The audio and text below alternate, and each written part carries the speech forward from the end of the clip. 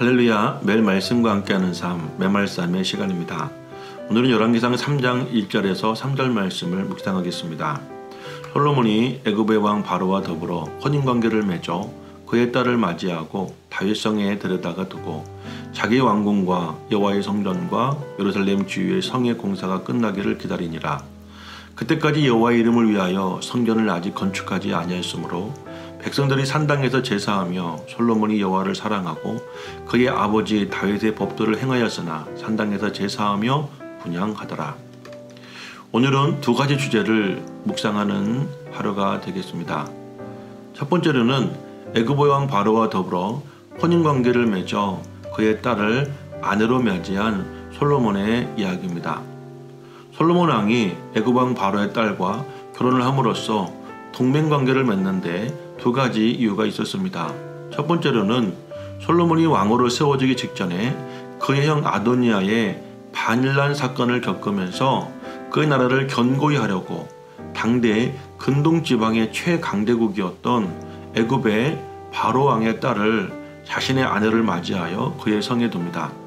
이는 혹시라도 나라 안에 남아있는 적들의 음모로 그가 반역을 당할 때에 반역자들이 자신만이 아니라 그의 아내인 바로의 딸을 해치게 된다면 그것은 바로에게도 도전하는 격이니 그들은 쉽게 음모를 꾸밀 수 없을 거라는 계산 때문이었을 것입니다.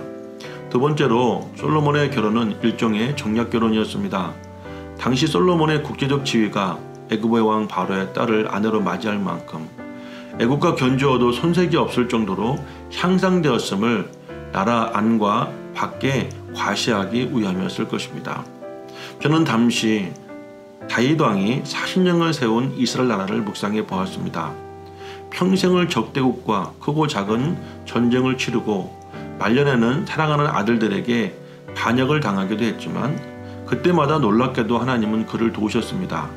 사람들을 통해 도우셨고 환경을 통해 도우셨습니다. 죽을 고비를 수없이 맞이했지만 그때마다 하나님은 늘 함께 하셨습니다. 그 이유는 다윗 왕은 하나님께서 기름 부어 세우신 하나님의 왕이었기 때문입니다. 분명히 솔로몬도 기원에서 제사장 사독이 기름 부어 하나님의 선택한 왕으로 세워졌고 그리고 선지자 나단은 이 사실을 온 세상에 공포됨으로 이스라엘의 왕이 되었습니다. 너무 아쉽습니다.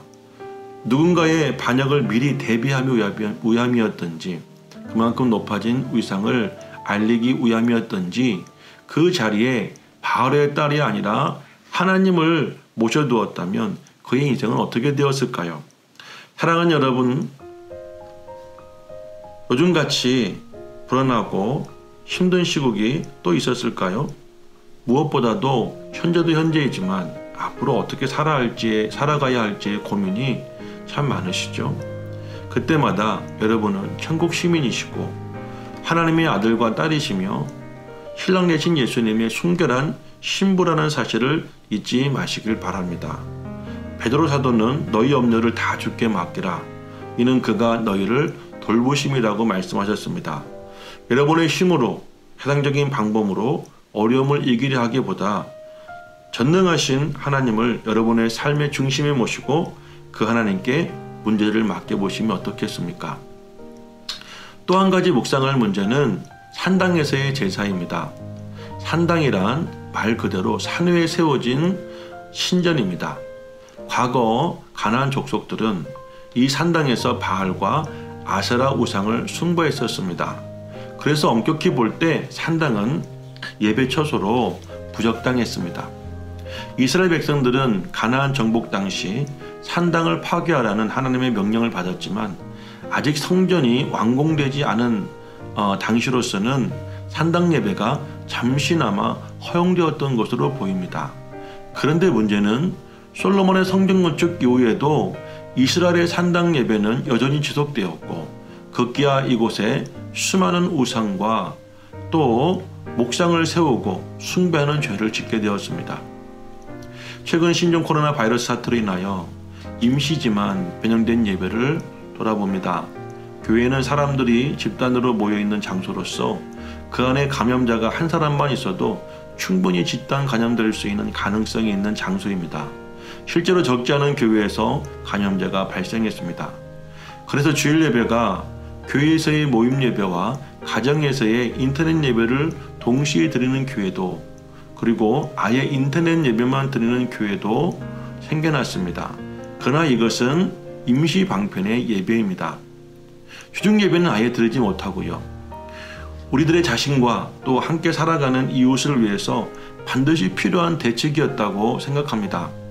그래서 우리 교회도 주중 예배는 코로나19 사태가 끝날 때까지 임시 중단하였고, 주일 오전 예배는 소수의 인원만 모임 예배를 드리고 대부분의 성도님들은 인터넷 예배를 드리고 있습니다. 그러나 본질적으로 예배는 교회의 머리 대신 예수 그리스도를 중심으로 지체된 우리 성도들이 함께 모여 은혜와 성령의 역사와 또 그 속에서의 감동이 있을 때 우리의 믿음이 자라게 되어지고 또 우리는 천국을 소망하게 됨을 기억하십시오. 분명 지금의 예배는 솔로몬 시대의 산당 예배와 같이 임시 방편의 예배가 되어야 합니다. 우리는 늘 하나님의 성전에서의 예배를 꿈꾸고 사모해야 합니다. 몸이 편하다 하여 안주해서는 안 됩니다. 번거롭고 불편하지만 하나님께서 우리를 위해 세워주신 성전을 날마다 살모하며 다시 모일 날을 기대하고 지금 흩어져 있는 시간을 기도로 눈물로 채워가시기를 바랍니다. 여러분 보고 싶습니다.